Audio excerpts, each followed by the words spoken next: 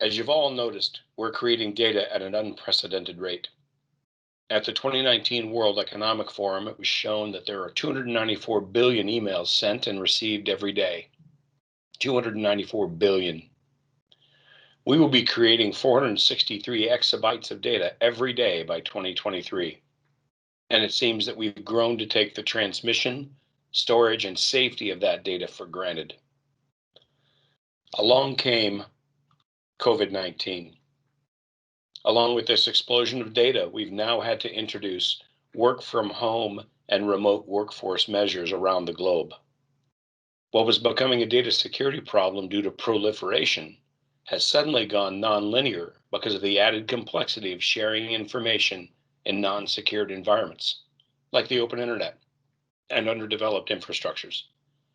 We're no longer operating in the safety of our corporate campus. These two forces are influencing two important measures of business performance: business continuity and business liability. When it comes to continuity, it's obvious that it's difficult to do certain jobs in a work from home work situation. Without the right infrastructure in place, work from home and remote workforces are going to crush certain industries and economies.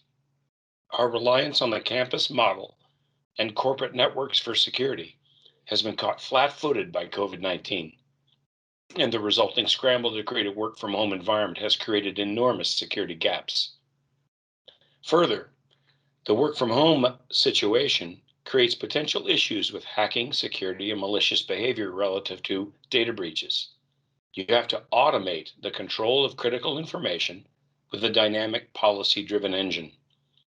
In developing nations, data theft is commonplace for financial reasons, and a remote workforce and work from home environment using a poor network exacerbates that risk. So what are you going to do to address this new reality? You have to understand what kind of data you've got and where it is stored. You have to establish policies and a governance model to protect that information. Data classification is a necessary part of the process. It's one of the core tenets of your InfoSec organization, as is policy control and governance. You have to incorporate and automate data security controls into key business applications, also known as the bedrocks, and the processes they support. Teamcenter and other bedrock applications demand automated policy control. Corporate processes like a supply chain integration workflow would span multiple bedrocks, and they require automation of data sharing and protection. Understand how that data is being used and by whom. You have to report and audit as part of routine governance. Based on classification, you have to establish automated policies that govern data access and digital rights. You have to start thinking preventatively rather than detect and mitigate. Oh, by the way, you have to accomplish all of this independent of the physical location of the people. This is why we introduce Teamcenter as a digital rights management platform.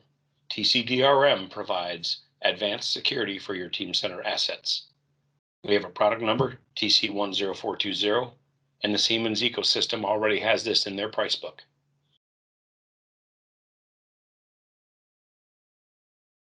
The following slide shows Teamcenter Digital Rights Management Ecosystem Integration Architecture. We will start off by looking at TcDRM. That's the base platform that's used from NextLabs to integrate to Teamcenter in order to do file protection. If we look at the upper right-hand side, we will see the cloud repository integrations that can be used, in this case Box, Google, Dropbox as an example, as well as the application integrations of Teamcenter, in this case Siemens and SAP, as well as SharePoint. You also have an enterprise digital rights management policy admin.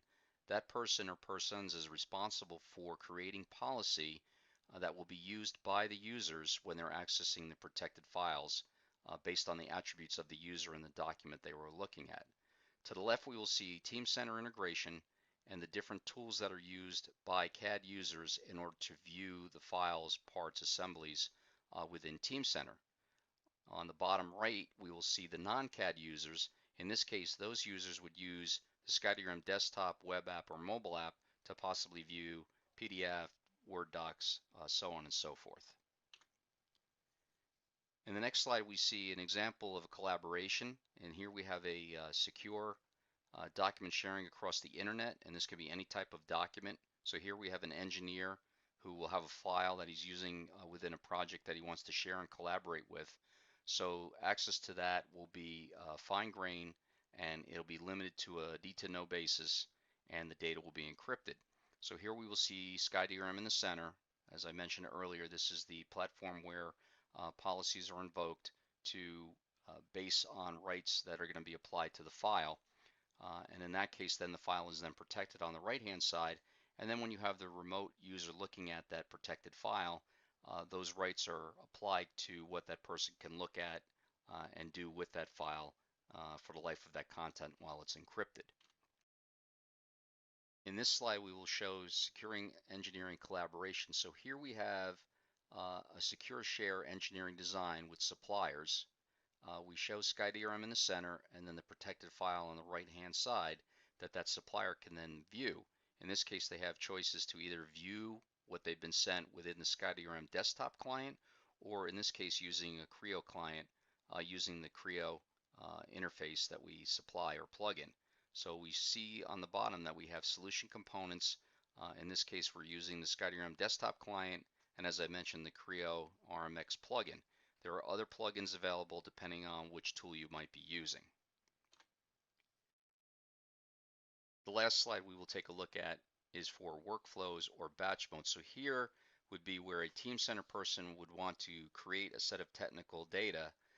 And in this case, based on encrypting that within a workflow or a batch mode, that file would then have security applied to it. The file could be then downloaded by that Teamcenter consumer. And in this case, it's encrypted and can be shared with a third party. And then at that point, that third party has the ability to open it within an application. They have access to that file based on the rights that have been applied. And that will be determined by the digital rights authorization to be able to either open or not open that file or give limited access to the file that they're going to be looking at.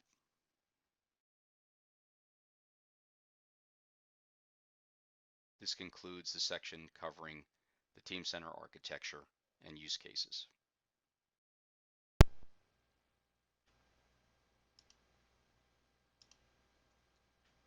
Thank you for joining NextLabs. Today we'll be discussing Teamcenter digital rights management in the area of extended enterprise.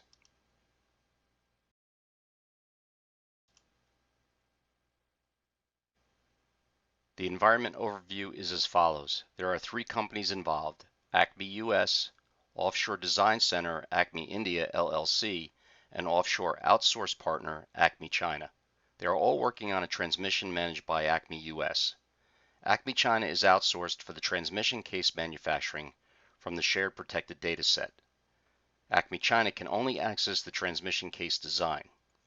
Acme India LLC is outsourced for the controlled subassembly of this transmission from the shared protected data set. Acme India LLC can only access the transmission control subassembly design.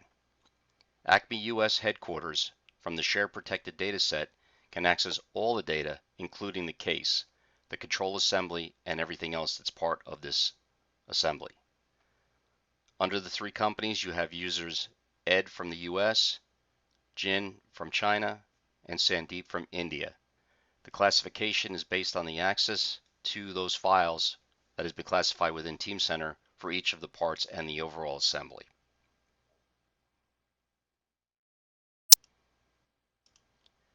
We'll now take a look at the users that are defined within Active Directory.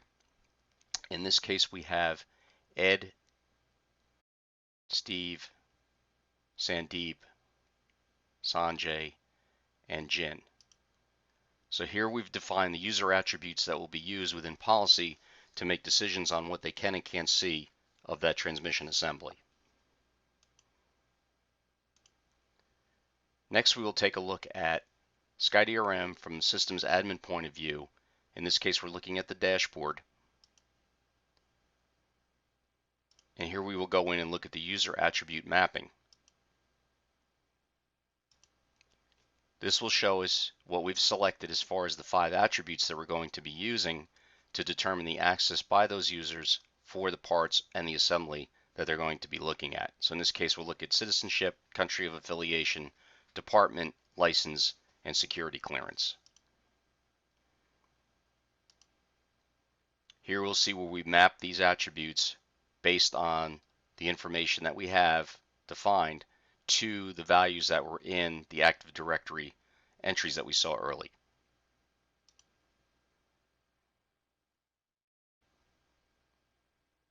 Now we're going to take a look at the different document classifications, and in this case the IP classification of what we specify within Teamcenter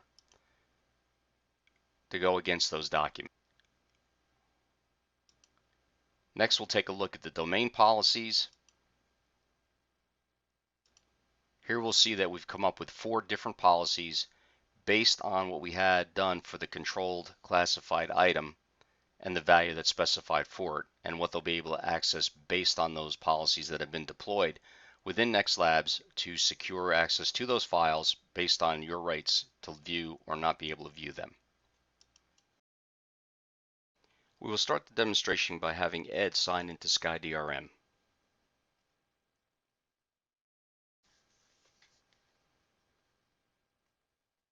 Once Ed's signed in, he's notified that he's now online, and now Ed can go in and also sign in from his desktop into Teamcenter as well. So he'll be signed into both TcDRM locally on his desktop as well as signing into Teamcenter from that same desktop.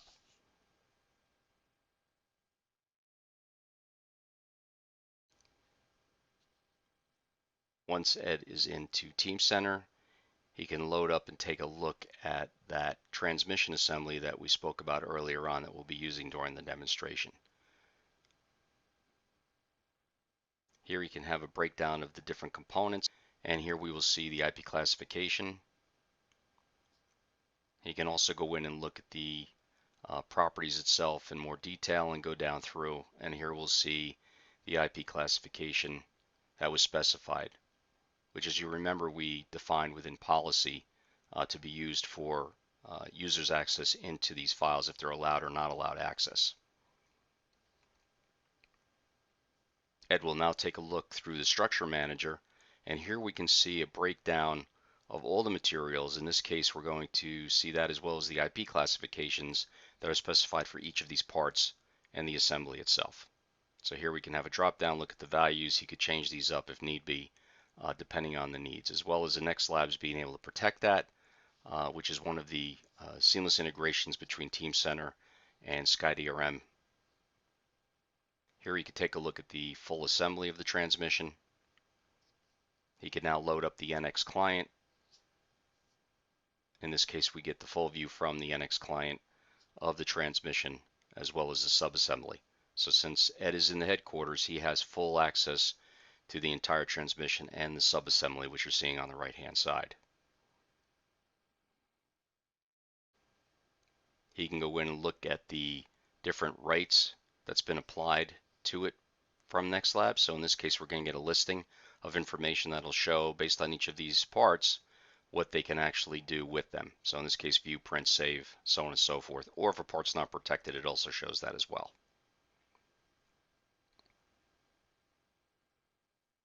Ed can now go out and export this transmission assembly. In this case, he's exported to a local drive. And here we will see all the parts that are listed as well as the .nxl extension, which means that these are all protected by NextLabs. Here you can go out in NextLabs, view the file information for a particular part, and it'll show what's been applied. So view, print, reshare, save as.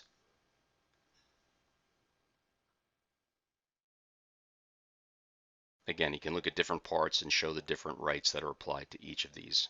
He'll now go in and look at the subfolder of transmission casing, so we can see other assembly parts and pieces that are available that have been downloaded. Now we're going to go out and sign in as Jin. If you remember, Jin is one of the users that's from China, from Acme China, and he's going to sign on to TcDRM as well. And now he's going to take a look at those same parts that have been downloaded to that desktop. So in this case, when he views the information and tries to load it up, the SkyDRM viewer will show him what he has access to. So in this case, since he's from Acme, China, he has a view of the case itself. So he doesn't get to see the entire assembly, just the case and the associated parts of that.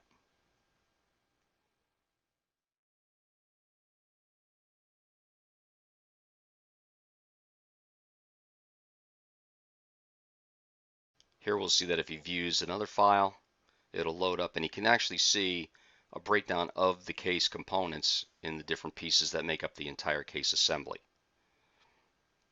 But again, not being able to see the sub-assembly components since he doesn't have access to them. Here we'll see that he can go in unmanaged mode, so this way not connecting to the Teamcenter instance that Ed was on, and look at it through the NX client. So here he can do a view. It'll load up what he's chosen as far as a part or the assembly itself.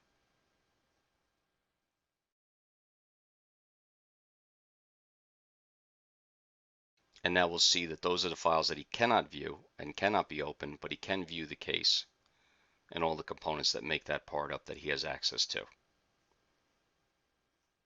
And you'll see the other ones are grayed out.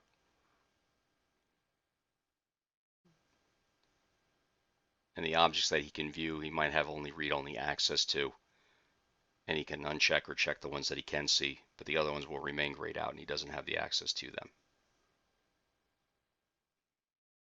He can also look at the file rights here.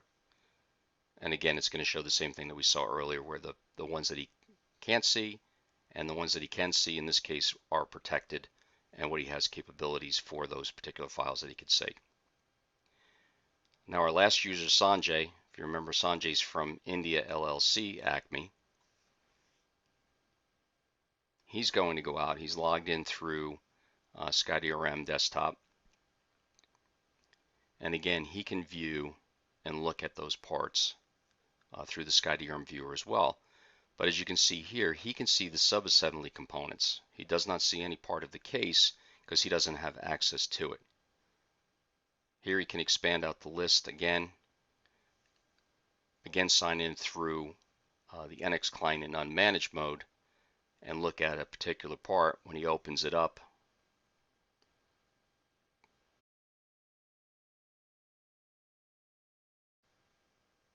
Here we'll see that there are certain parts that are protected again because he doesn't have access to them, but he does have access to the ones that he's allowed based on policy decision that was made based on that user and the attributes of both the files as well as what was defined within Active Directory. So here he can see that subassembly but can't see any of the case.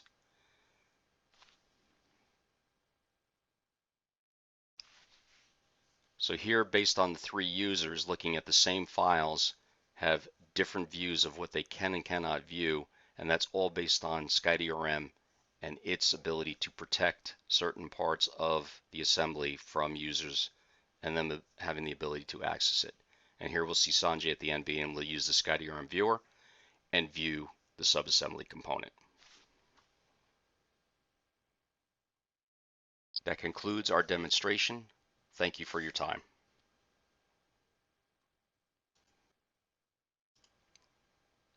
Thank you for joining NextLabs. Today's topic, we will be discussing Teamcenter digital rights management in the area of data share and reshare control in a multi-tier supply chain environment.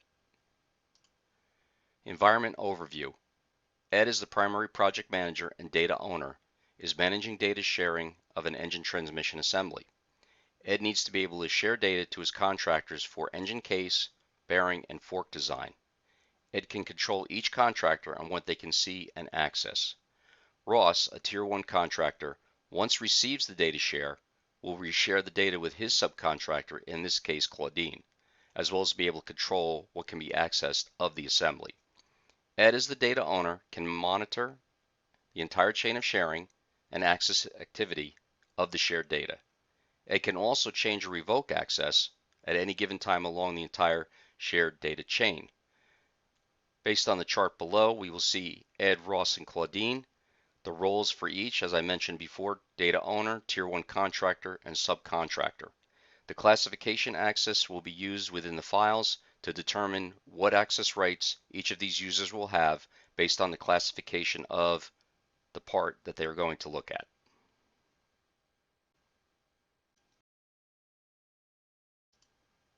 We will start off the demonstration by having Ed sign into TcDRM. If you remember, he's the project manager. So Ed will have a full view of all the projects that the other users will access, in this case the Engine Transmission 100 project, the Engine Fork project, the Engine Cases project, and the Engine Bearings project as well. Here we'll see Steve is one of the members under the Engine Bearing project. Ross is a member under the Engine Cases project.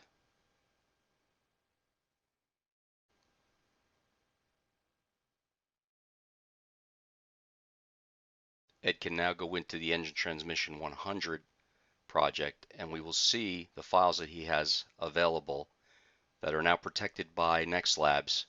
And in this case, he will look at the information based on policy that's been defined against these files. In this case, we're looking at the casing that he wants to go out and share with the other users. Here we can see rights for other files and the classifications for that file as well.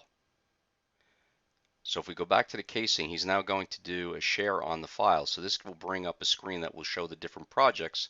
In this case, he will check off the Engine Cases and share that protected file with the Engine Cases project.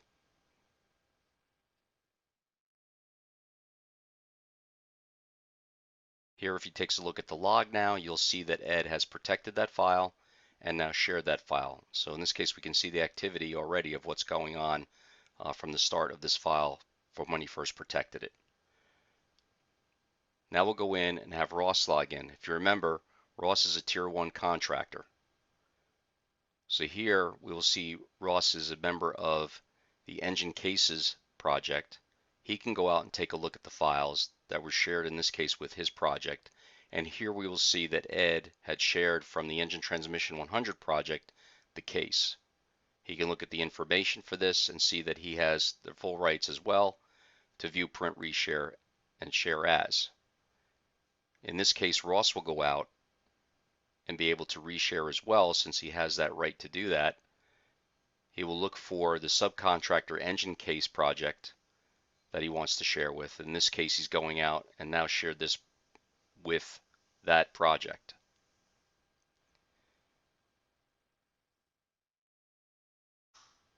If we look at the files, we'll see that that case is now available. We'll see the members of the subcontractor engine case, in this case Claudine. Ross will now log out. Claudine will now log into TcDRM. When Claudine scrolls down, you'll notice that she's just a member of the subcontract for engine case project. Here you'll see that she's a member of that along with Ross and Lewis. When she looks at the shared files, again, she will see that engine case that Ross reshared with her. So here she'll take a look at the information and see that she has the same rights as Ross did as far as the file is concerned. Here she can go out and do a reshare if she chooses to, since she has that capability, but in this case she's not going to reshare with anybody else, but she's going to open up and take a look at it to see what it looks like. So here it will display within the TcDRM viewer, and we can see that she can see the engine case. So she doesn't see the entire assembly, but she can see the engine case that's been shared with her. Claudine will now log out. And now we're going to have Ed, the project manager, log back in again to TcDRM. So as mentioned before, Ed has access to all the projects. In this case, he's going to go into his original Engine Transmission 100 project and look at the files that he had shared.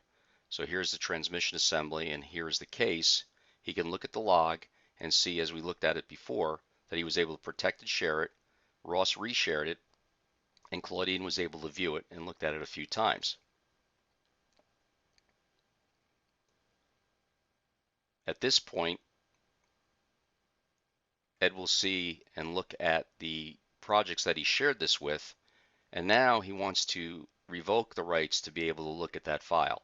So in this case, he's going to do an update and successfully revoke the rights of the other projects to take a look at that case. So by him removing that, he can go back down, take a look at one of these other projects, and look at the files, and you'll see that that case is no longer in the shared with this project folder. So now we're going to log back in as Ross. In this case, when Ross goes down and opens up the engine case and looks at the files that were shared with him, you'll no longer see that engine case that's available that was shared before. So since Ed revoked it, he no longer is able to see that file. Now we'll log in as Claudine. When Claudine logs in and goes down into her project, if you remember, Ross reshared it with her. Now, in this case, there are no files there. So that one shared file for that case is no longer there. So as you can see, since it was from the start of Ed sharing it, he can also revoke it, and then that's revoked down the entire chain through.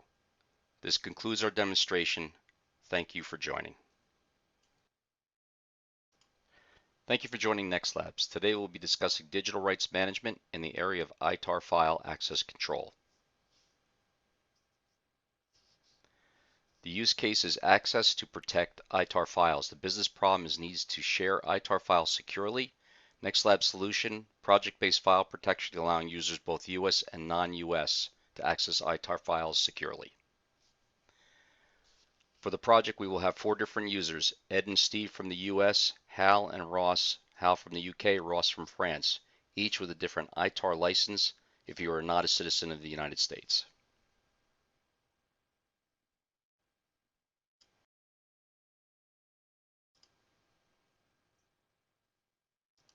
All right, we're going to start off the demonstration by looking at the super admin. The first thing we're going to look at are the user attributes. In this case, we've chosen 5 attributes to use: the citizenship, country of affiliation, department, license, and security clearance. Here we'll also take a look at the document classifications.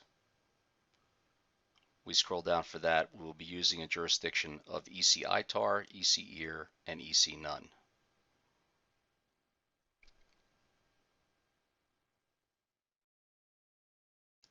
We have listed multiple domain policies that we've set up. In this case, the first one we're going to look at is allow US person with US supplier restricted access to ITAR documents.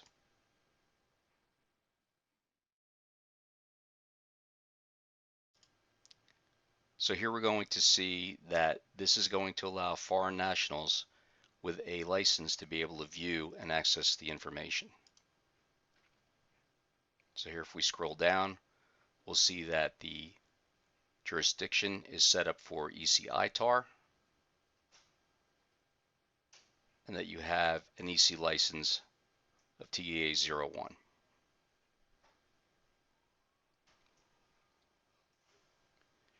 We'll look at the lower section for people. In this case, it's going to be citizenship is not the United States, and you have to have a license of TEA01.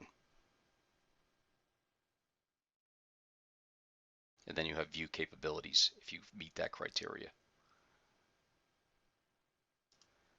Next, we're going to take a look at allow US persons with EC EAR documents to be able to access them.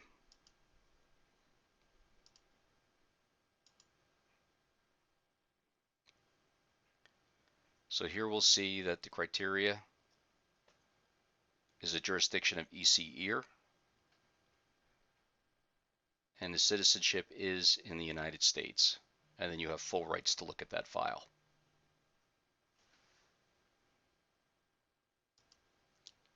Next, we'll take a look at allow US persons within US employer to access to EC ITAR documents. So again, we'll look at the resources at the top. We'll see that it is jurisdiction is EC ITAR. And in this case, under the people section, we're going to see that the citizenship is the United States and the department is not a supplier, and that your country of affiliation is the US. And you have full capabilities to that file if you meet that criteria.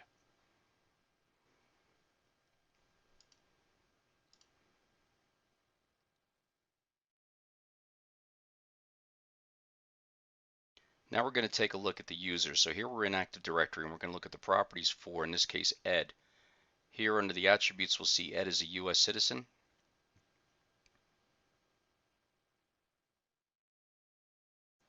We'll now take a look at Hal.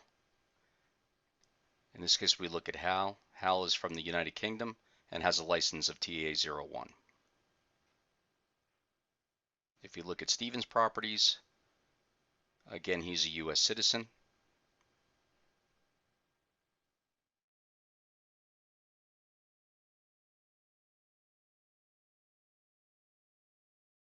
And last, we'll take a look at Ross.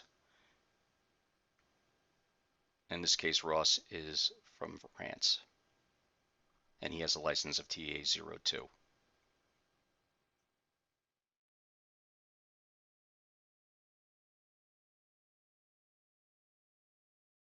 So we're going to see Ed logging into SkyDRM desktop now.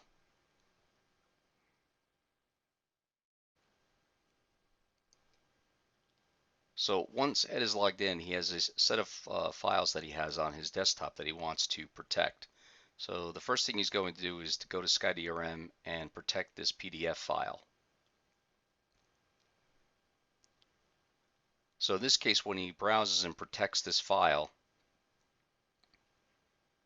he's going to pick a company-defined policy that's going to look for jurisdiction of EC none, and then he'll create the protection against that. In this case, they have view, print, reshare, save as, and watermark. So he's now protected that PDF file. He's now going to look at a JT file. In this case, it's a connecting rod. He'll go through the same process.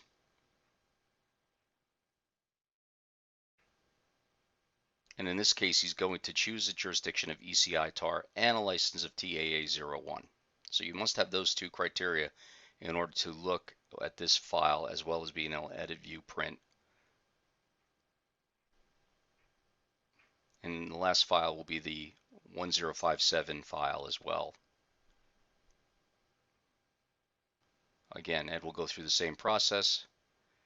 In this case, he's going to pick EC ITAR and a license of TA02 in this case. And those are the permissions that you'll have on that file. So he's now protected those three files, and now if we look at the file he saved them to, or the folder he saved them to, we'll see that they all are .nxl files. So they've all been protected by SkyDRM at this point. So policy will apply depending on the user to these files. So here he's viewing the file info, and as we can see, this all matches up with what he selected when he originally protected the files previously.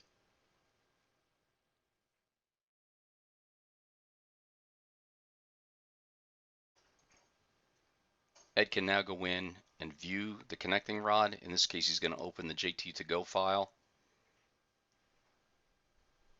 And here you can see the connecting rod file within JT2Go viewer. And he'll do the same for the 1057 part.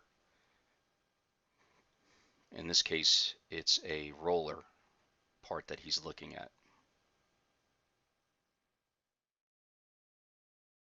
And last, he'll take a look at the PDF file. In this case, he'll open it in the SkyDRM viewer. And here we'll see the watermark, and he can view the PDF.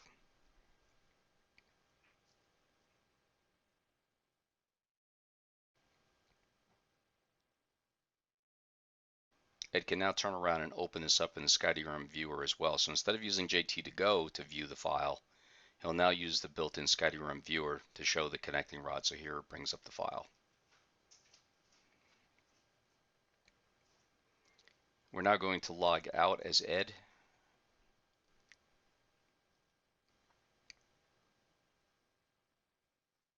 And now we'll log back in to SkyDRM desktop.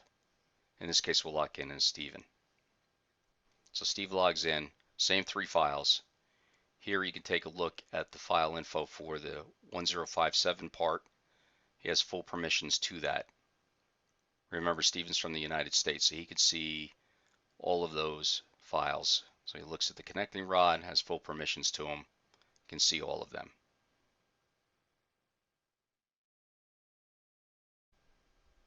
Again, looking at the PDF, jurisdiction is EC none, so he has full capabilities to that as well.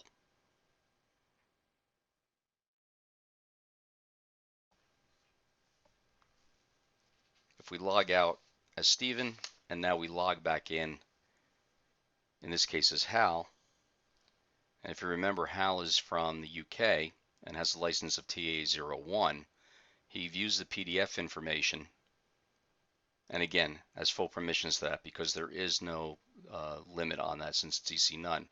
The connecting rod in this particular scenario, he has view capabilities, and that's because he has the TA01 license. When he looks at the 1057 part, you'll notice he has no permissions to view that file. So his license doesn't apply to give him the ability to look at that file. We're going to have Hal log out of SkyDRM. And in this case, we're going to have Ross log in. If you remember, Ross is from France, and he had a license of TAA02. So when Hal goes out and looks at the PDF, again, since there's no restriction on that because it's EC none, he gets the full permissions as well on that. When he looks at the connecting rod, in this case, it's completely grayed out for him because remember that needed a TA01 license to view it. Now when he looks at the 1057 part, he has view capabilities because he has the correct license that matches against policy for him to have permissions to view that file.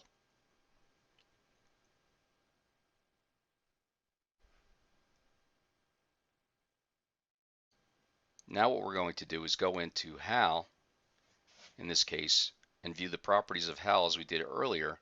But now we're going to go in and remove the TAA01 license value within Active Directory for Hal. So he has no license set as far as an attribute within Active Directory. So in this case, we'll have Ross log out. We'll have Hal log back in again.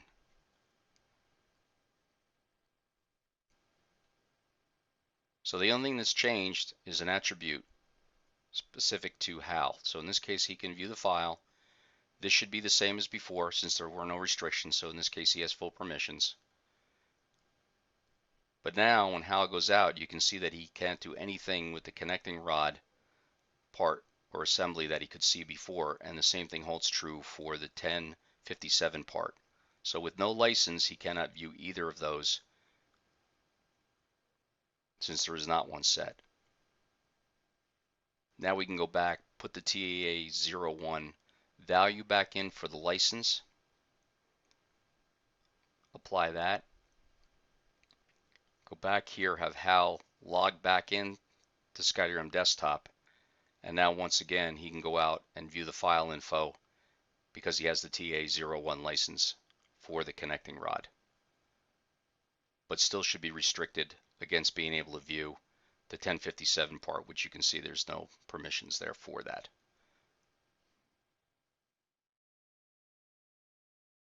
And now we'll take a look at Max. In the case of Max, Max is a supplier, so that's his department.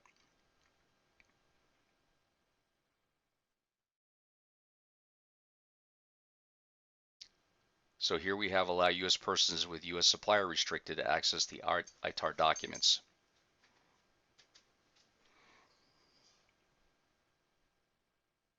So here we'll have, in this case, Max log in. Max, remember, is a supplier, so here he's going to go in. He can view the file info for the PDF. Again, no restrictions because it's an EC none on the jurisdiction. But in this case, when he views the file info, he only can view, and there's a watermark on that particular connecting rod. And the same thing will hold true for the 1057 part. So in this instance, we have two files that are protected by license keys, but in the case of a supplier, the policy then makes the decision to allow him access, but only limited access to view the information for both of those particular parts.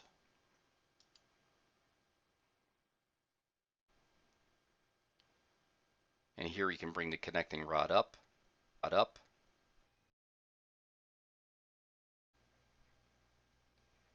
We can now see the connecting rod in the SkyDRM viewer. We can also see that it's been watermarked as well.